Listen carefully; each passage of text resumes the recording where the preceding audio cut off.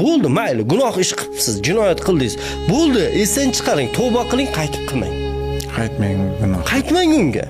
Eslab yurmang. Kimdir sizni xafa qilgani, bo'ldi, kechirgan bo'lsangiz kechirdim deng, esingizdan chiqaring. 3 kundan ortiq azoblash mumkin emas. Kechirmasangiz ham hech narsa o'zgarmaydi, esingizdan chiqarmang. Mana kechirmadingiz-a, qalbingizda husumat paydo bo'ladi. U odamga buning hech qanday zarari yo'q. Lekin Sizga zarari bor. Bitta ishi o'xshamadi.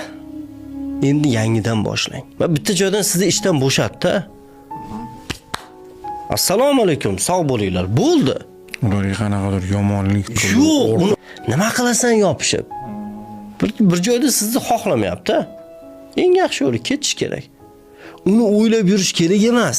Siqilib, men senlarga ko'rsatib qo'yam. Yo'q. Mana shu asabiylik keltirib chiqadi. Bemormisiz? Palon payti agar men mashinani chapga burganimda, avariya bo'lmas edimda, keyin belim sinib, mana bu bemorlik bo'lmas. Unaqa emas. Bo'ldi. o'tib ket. O'tdi. Oqadigan suv oqib ketdi. Endi u suvni orqaga qaytarib bo'lmaydi. Sizga xiyonat qildi boyagiday.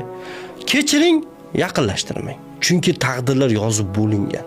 Siqilsangiz ham shu taqdir, siqilmasangiz ham shu taqdir.